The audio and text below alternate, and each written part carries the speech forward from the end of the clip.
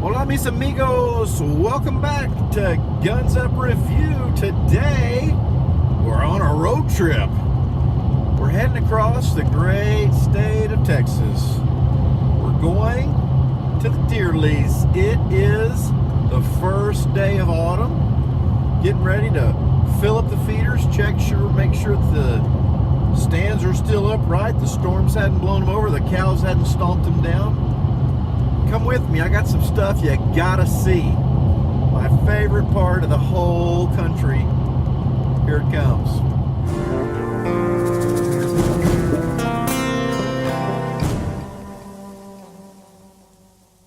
The hurt doesn't show, and the pain still grows. So stranger to you and me.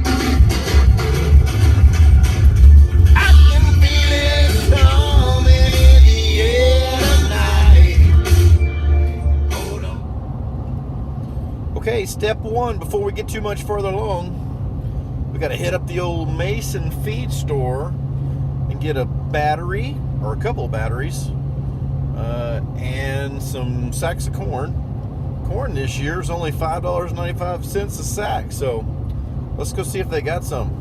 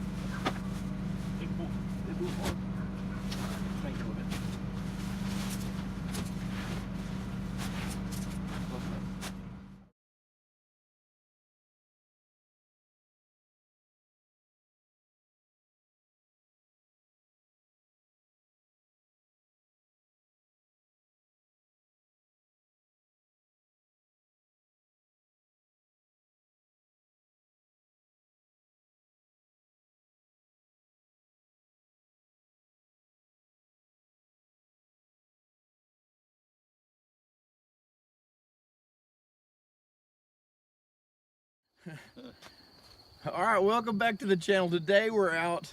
I'm with my #1 hunting and fishing partner, my dad, and we're gonna fill up the deer feeders. I'm gonna show you this feeder that we built last Christmas. This is a 800-pound feeder that we got, what, 20 bucks in the whole deal. So we're gonna show you how we built the feeder. I can find one on the internet no cheaper than $1,000, and we're gonna show you how we built it for super cheap. So first, we're gonna fill this up, so hold on.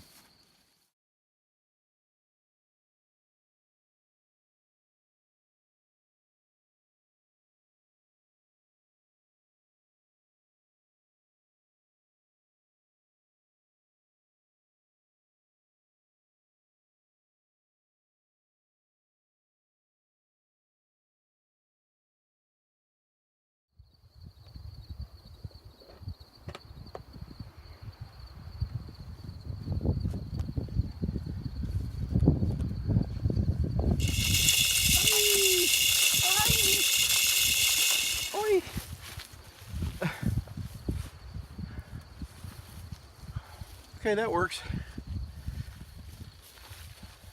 Okay, so I got to show you this feeder. We built this feeder last Christmas with an 88-gallon barrel. That's a barrel that a 55-gallon barrel will fit inside of. It's a spill barrel. It's one I picked up off an old job site. It's got a cone on it that came off of an old feed silo that we had out at the farm that was rusted out on the bottom, so I salvaged the cone off of it. The step I dug out of the trash. It was an old senior design project of some sort.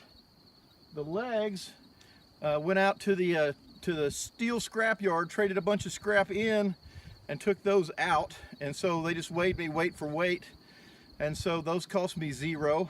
The only thing that we bought was some square tubing to make the uprights for the stairs out of. So, well, I take that back. We did buy the feeder motor. Okay, so that feeder motor is a Magnum motor, and what it is it has an optic in there that detects when the sun comes up. And so as the season goes on, the sun comes up later and later. Well, this automatically just feeds 5 minutes after the sun comes up, no matter what the day is.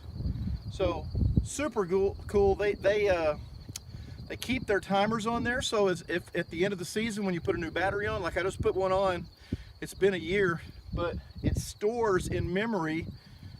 It must have some kind of little backup battery in there. Those times from last year, so I don't even have to reprogram it. Just plug it in, it's ready to go. So that feeder will hold 800 pounds of corn like you saw. So it should last us all season long. It feeds twice a day in the morning and then once in the evening, so it feeds 3 times a day.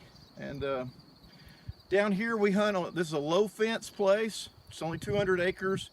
And if you don't feed, everybody around feeds. So if you don't have some kind of feed going on, the deer just won't come, because there's nothing to attract them here.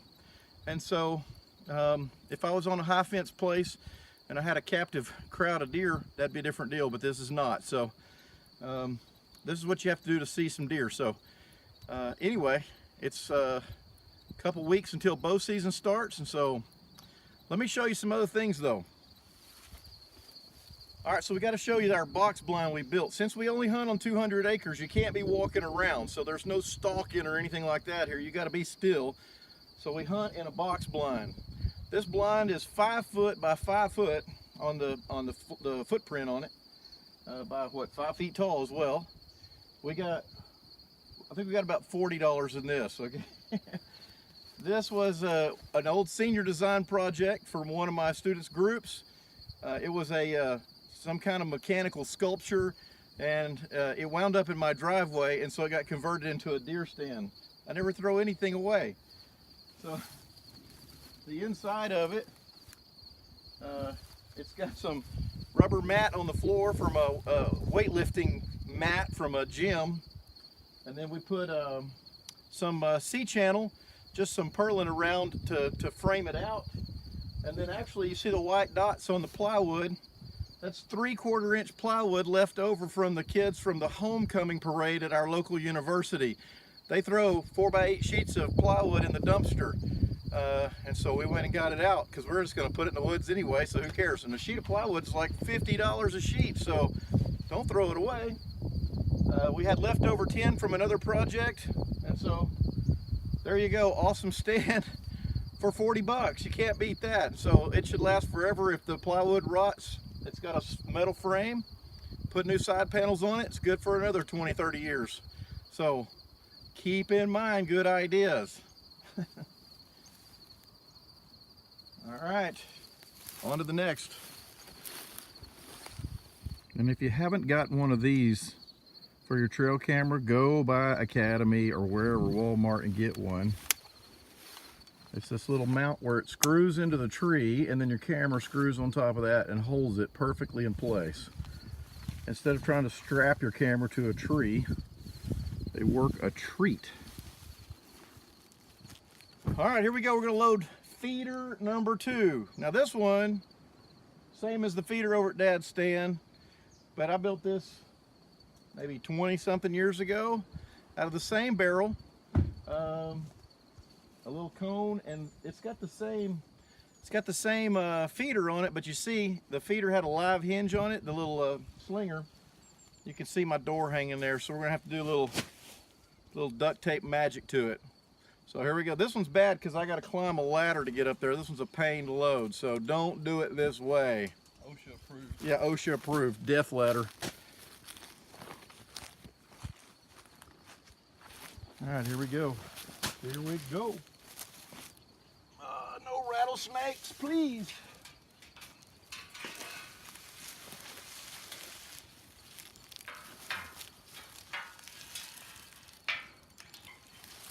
This is an OSHA approved ladder, in case y'all were wondering. Oh, and that's a good one. Oh. Poked a hole in my hand.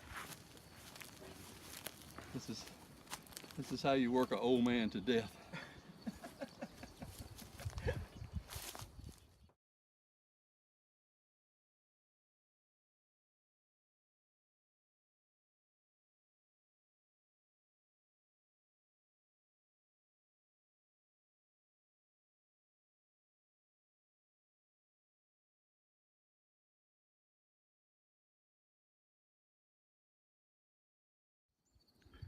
Here's another homemade stand made about 20 years ago. Anybody recognize what that seat's off of?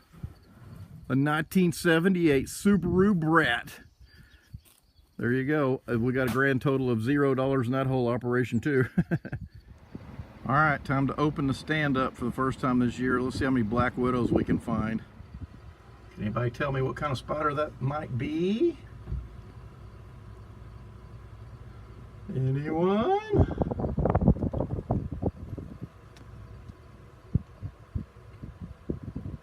Nothing? We don't want her in here anymore though, do we?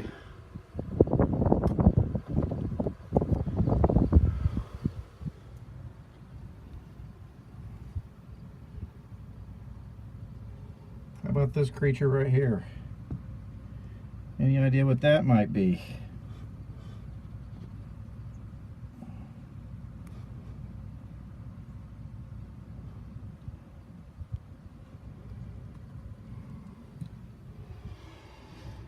Okay, between the black widows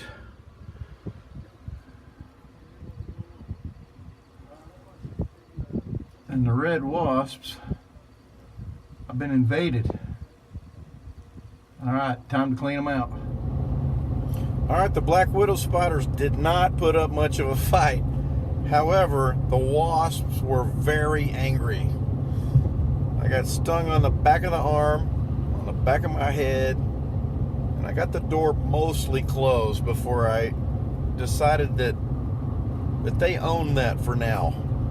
But I'll be back in a couple of weeks. So, next episode, what's going to happen? You know what? I think we need to get out and dust off the old crossbow and let's go bow hunting. So next episode, stick with me. I'm going to get out the crossbow, make a few adjustments. We're going to make a mod. We're going to make a new part. And then we'll see if I can remember how to hit a target with that. And then I'll take you bow hunting in a couple weeks. How's that sound? All right, thanks for watching, and we'll see you next time on Guns Up Review.